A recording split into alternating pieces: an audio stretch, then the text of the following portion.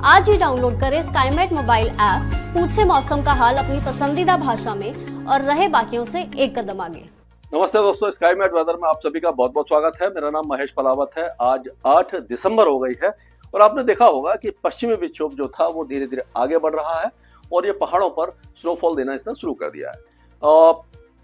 पाकिस्तान के उत्तरी जिलों के साथ साथ मतलब उत्तरी इलाकों के साथ साथ गिलगित बाल्टिस्तान, मुजफ्फराबाद, लद्दाख और जम्मू कश्मीर के ऊंचे पहाड़ों पर इसने स्नोफॉल देना शुरू किया है। कई इलाकों में बर्फ गिर रही है, कुछ इलाकों में बारिश हो रही है।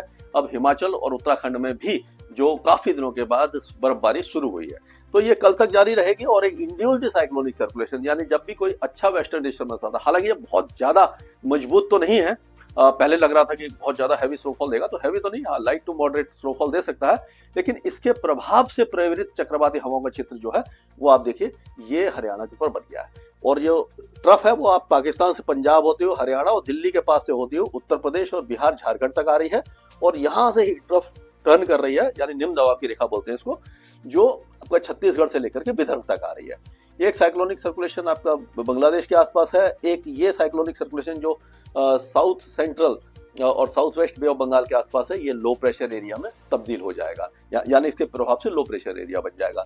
दूसरा साइक्लोनिक सर्कुलेशन अरब सागर पर है, इसका कोई असर नहीं रहने वाला है। ये आप देख रहे हैं हवाएं जो घूम रही हैं या जो उत्तरी हवाएं चल रही थी वो बदल करके इस साइक्लोनिक सर्कुलेशन और ट्रफ के कारण ये घूमने लगी हैं।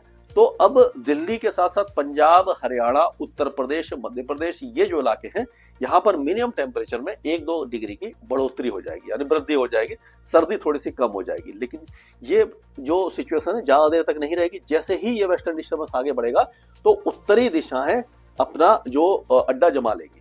क्या होता है कि जो वेस्टर्न डिस्टर्बेंस है, अगर यहाँ पर, जैसे मैंने पहले भी आपको बताया था कि ये समझ लीजिए वेस्टर्न डिस्टर्बेंस आया और यहाँ पर साइक्लोनिक सर्कुलेशन, तो हवाएं क्या होंगी, इस तरह से घूमेंगी, ऐसे ऐसे घूम के आएंगी, तो ये जो उत्तरी हवाएं होती है वो रुक जाती है।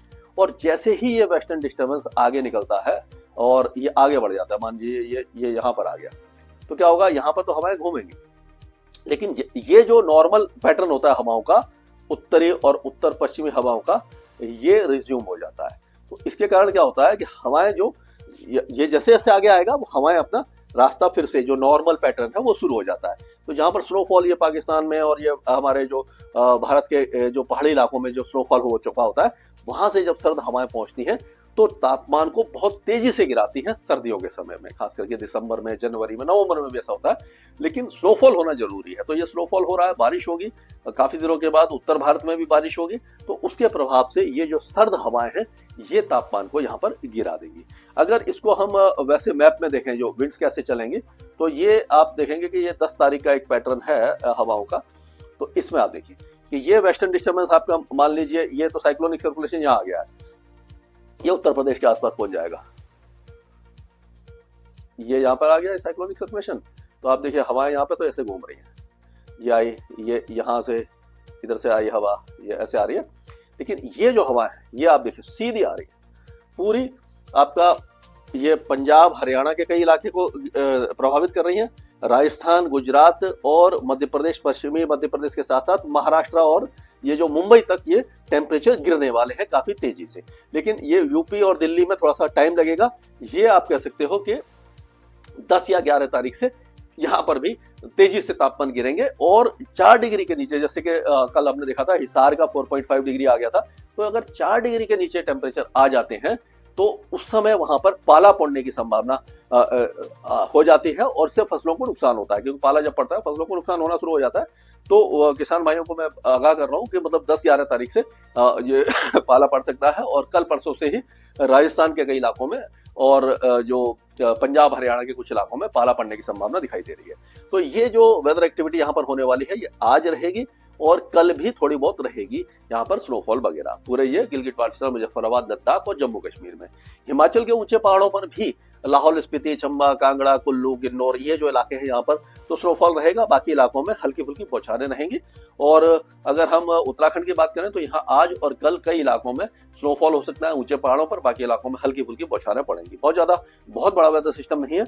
अगर पंजाब की बात करते हैं तो पठानकोट, होशियारपुर, शहीद भगत सिंह नगर, रूपनगर, ये जो इलाके हैं यहाँ पर ये साहिबजादा अजीत सिंह नगर, ये जो इलाके हैं यहाँ पर बारिश की संभावना ज्यादा है। कपूरथला जलंधर वगैरह में भी, लुधियाना वगैरह में भी हल्की बारिश हो सकती है। बाकी जो इलाके आपके तरन तारन हो गया, फिरोजपुर, फरीदकोट, ये फजलिका, मुक्तसर, बठिंडा, मनसा, ये सारे इलाके सूखे रहने की संभावना नजर आ रही है। अगर हम यहाँ की बात करते हैं, अगर ये हरियाणा की बात करते हैं, तो हरियाणा में आप देखेंगे तो अंबाला, यमुनानगर, कुरुक्षेत्र, करनाल, पानीपत, ये जो इलाके हैं यहाँ पर तो बारिश दिखाई दे रही है। बाकी इलाकों में हो सकता है कि सोनीपत, नॉर्थ, ये जो अपना दिल्ली वगैरह है और उसके आसपास के इलाकों में हल्की, बहुत हल्की बारिश की संभावना आज है। कल से मौसम यहाँ पर साफ हो जाएगा। अब अगर उत्तर प्रदेश की बात करें तो उत्तर प्रदेश में जो बारिश है वो ऐसा लग रहा है कि जो सहारनपुर है, ये शामली, मुजफ्फरनगर, बागपत, मेरठ, बिजनौर, ज्योतिबा फुले नगर, ये जो इलाके हैं यहाँ पर बारिश हो सकती है। मुरादाबाद, रामपुर, संभल में भी हल्की बारिश हो सकती है। और आगे की तरफ चलते हैं तो यहाँ पर जो बारिश की संभावना नजर आ रही है वो आपका पूर्वी जो उत्तर प्रदेश है उस इलाके में आपका, जैसे कि आजमगढ़, गोरखपुर, देवरिया, मऊ, गाजीपुर, जौनपुर, सिद्धार्थनगर, ये जो इलाके वाराणसी वगैरह में यहाँ पर लाइट रेन हो सकती है। और ये आपका जो आपका मिर्जापुर, चंदौली और प्रयागराज, इन इलाकों में भी चांसेस बन रहे हैं। अगर हम बात करते हैं यहाँ बिहार की, तो बिहार के भी कई इलाके बारिश देख सकते हैं और यहाँ पर भी कई इलाकों में बारिश की संभावना हमें नजर आ रही है आज और कल कम हो जाएगी। और झारखंड के भी कई इलाके, जैसे कि आपका गढ़वा, पलामू, छतरा, कोडरमा, हजारीबाग, लातेहार, लोहारदगा, गुमला, रांची, खूंटी, सिमडेगा, पश्चिमी सिंहभूम, इन इलाकों में संभावना है लाइट रेन की। अगर पश्चिम बंगाल की बात करें तो चांसेस काफी कम दिखाई दे रहे हैं। सिक्किम वगैरह में हल्की बारिश हो सकती है। उसी तरह से पूर्वी असम में बारिश की संभावना उत्तर पूर्वी राज्यों में है। बाकी इलाके सूखे रहने वाले हैं। अगर हम अब राजस्थान की बात करें तो पहले जैसे मेरे को लग रहा था, मैं मॉडल कुछ दिखा रहे थे कि गंगानगर, हनुमानगढ़ में बारिश होगी, लेकिन चांसेस अब बहुत कम हो गए हैं। लेकिन ये जो उत्तरी हवाएं चलेंगी तो आज से ही गंगानगर, हनुमानगढ़, चुरू, नागौर, बीकानेर, जैसलमेर, बाड़मेर, जोधपुर, जालौर, पाली, सिरोही, राजसमंद, उदयपुर, छिंदवाड़ा, प्रतापगढ़, भीलवाड़ा, अजमेर, ये सारे इलाकों में तापमान बहुत तेजी से गिरेंगे और हो सकता है कि पलौदी वगैरह में, चुरू वगैरह, ये बीकानेर में पाला पड़ने की भी संभावना नजर आ रही है। और कल से जो अलवर, दौसा, भरतपुर और ये बारा, झालावाड़, इन इलाकों में भी तेजी से तापमान गिरेंगे। वैसे आज भी गिरेंगे, कल और ज्यादा गिर जाएंगे। और अगर मध्य प्रदेश की बात करते हैं तो मध्य प्रदेश के जो पूर्वी जिले हैं, यहाँ पर रीवा, सतना, सिंधी, सिंगरौली, उमरिया, कटनी, दमोह, डिंडोरी, अनूपपुर, मांडला, बालाघाट, यहाँ पर तो बारिश की संभावना दिखाई दे रही है। बाकी इलाके सूखे रहेंगे, लेकिन तेजी से तापमान यहाँ पर गिरेंगे। और जो ग्वालियर से लेकर के शिवपुरी, अशोकनगर, बीतशा, रायसेन, होशंगाबाद, बैतूल, हरदा, सीहोर, शाजापुर, राजगढ़, अगरमालवा, मंदसौर, नीमच, रतलाम, जबुआ, बलवनी, खांडवा, खरगोन, बुरहानपुर, इन सारे इलाकों में टेम्परेचर गिरेंगे, सर्दी बढ़ जाएगी। अगर छत्तीसगढ़ की बात करते हैं, छत्तीसगढ़ में भी टेम्परेचर तो नहीं बढ़ेंगे, लेकिन कई इलाकों में यहाँ पर बारिश की संभावना आज दिखाई दे रही है।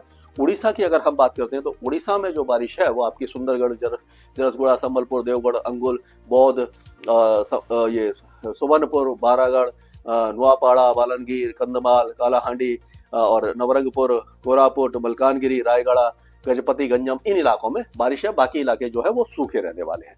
और गुजरात में भी बहुत तेजी से तापमान गिरेंगे, 3 से 4 डिग्री की अगले 2 दिनों के अंदर आपको गिरावट दिखेगी। सर्दी का इंतजार अब लगभग यहाँ पर समाप्त होने वाला है। और उसी तरह से जो टेम्परेचर है ये आपके नंदुरबार, धुले, जलगांव, नासिक, पालगढ़, थाने, औरंगाबाद, ये धमाजी नगर और अहमदनगर, ये तक टेम्परेचर गिरेंगे। बाकी इलाकों में थोड़ा सा समय लगेगा टेम्परेचर गिरने में। और तेलंगाना में अभी बारिश की संभावना बहुत कम है। बहुत हल्की बारिश की गतिविधियां कहीं कहीं हो जाएगी, हल्की फुल्की बारिश ही रहेगी। और अगर हम आंध्र प्रदेश की बात करें तो यहाँ का मौसम भी ये 10 तारीख को बारिश की गतिविधियां थोड़ी आगे हो जाएगी, 10 और 11 को। बाकी मौसम सूखा ही रहेगा।